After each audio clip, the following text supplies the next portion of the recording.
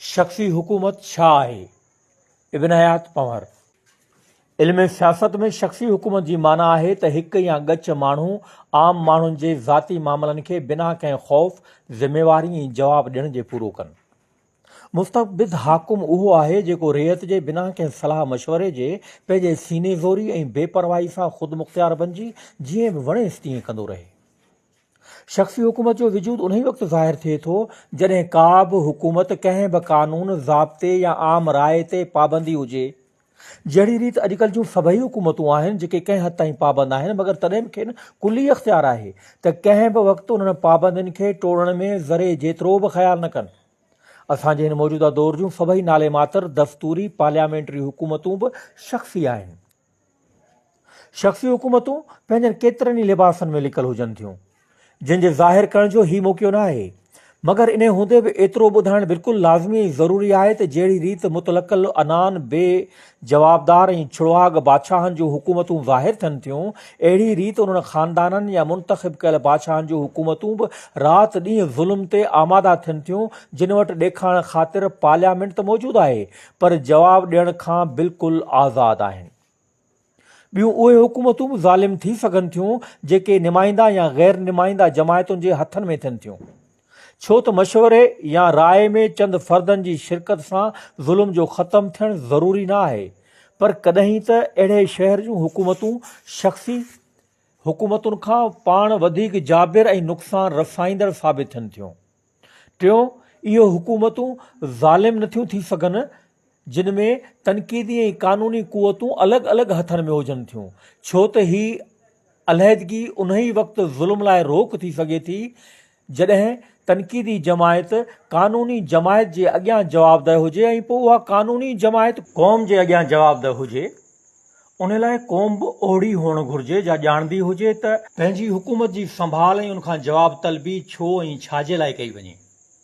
मथियूं हक़ीक़तूं ज़ाहिर कनि थियूं त का बि हुकूमत एसी ताईं ज़ुल्म करण खां सवाइ रही नथी सघे जेसी ताईं हू क़ौम जी सख़्त निगहबानी ऐं जवाब तलबी खां बिल्कुलु आजी हुजे।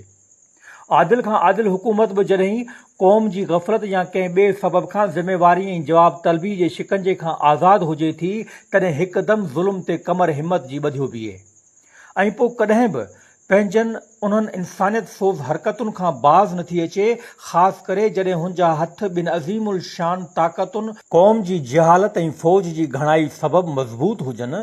बदवी हुकूमतूं जिन जी कुल या अक्सर रियत खाना बदोश कबीलाई थिए थी, उहा कॾहिं इतफ़ाक़ सां ज़ालिम थिए थी, ऐं इहो इन्हे करे जो जॾहिं रियत खे महसूस थिए थो त हुकूमत संदन आज़ादी में दस्त अंदाज़ी करे रही आहे ऐं पाण में मुक़ाबले जी ताक़त नथा सारे सघनि, तॾहिं हिकु हंधां लॾे ॿिए हंधि हलिया वञनि। अरबनि जा मिसाल अखियुनि अॻियां आहिनि। अहद तबे हमीर ऐं ग़सान खां अॻु ऐं अञा ताईं ॾाढ ऐं जबर खां नाआशना आहिनि। कंहिंखे बि उन्हनि ते ज़ुल्म करण जी ज़रूरत नथी थिए, इहो फ़क़ति इन ई करे आहे जो हू उन खे क़बूल ई नथा कनि। इल्म ऐं अकुल जे दानाउनि ॾाढ ऐं जबर जी तशरीह ऐं उन जे इलाज जी तशख़ीस अहिड़ी दिलनशीन इबारत में कई आहे जो सारी तस्वीर अखियुनि अॻियां ज़ाहिर थियो बीहे। इन्हनि मां के इबारतूं ॾिजनि थियूं। ज़ालिम हाकुम आम मामलनि में पब्लिक जी मर्ज़ी सां न पर पंहिंजी ख़्वाहिश सां जेकी बि अचेसि थो करे गुज़रे थो। हू रियत ते ख़ुदि उन जे बनायल कानून तहत हुकूमत नथो करे, बल्कि पंहिंजी हवस मुताबिक़ जीअं बि वणेसि थो तीअं करे थो। हू चङी रीति ॼाणे थो त ज़ालिम ऐं ग़ासिब आहे, इन करे किरोड़नि इंसाननि जे मुंहं ते पंहिंजे पेर जी खुड़ी रखे थो त संदन आवाज़ बंदि रहनि ऐं हक़, सदाकत ऐं शिकायत जी का बि सदा संदसि ख़िलाफ़ बुलंद न थिए। ज़ालिम हाकिम हक़ जो दुश्मन, आज़ादी जो वेरी ऐं साॻे वक़्तु ॿिन्ही जो क़ातिल थिए थो। हक़ इंसान ज़ात जो पीउ ऐं आज़ादी उन जी माउ आहे। अवाम ज़ुल्म जा मारिल संदन यतीम ऐं लावारिस बच्चा आहिनि जे का बि सम्झ नथा रखनि ऐं मासूमियत ऐं ग़फ़लत जे ऊंदाहे ग़ार में सदाईं सुम्हियल आहिनि। आलिम ऐं दाना संदन सम्झदार भाइर आहिनि। जेकॾहिं हू इन्हनि मासूमनि खे जाॻाईंदा त हू जाॻी पवंदा ऐं जेकॾहिं पाण ॾांहुं सॾींदा त डोड़ंदा अची हाज़ुर थींदा।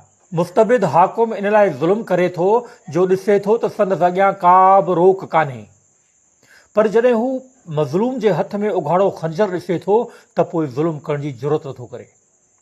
मुस्तबिद हाकुम बि हिकु इंसानु आहे ऐं ॿियनि आम इंसाननि वांगुरु ख़ैर ऐं शिर क़बूल करण जी साॻी सलाहियत रखे थो, पर हू ज़ुल्म ऐं ॾाढ ते इन लाइ तयारु थी वञे थो जो खेसि उन जो मौक़ियो मिले थो।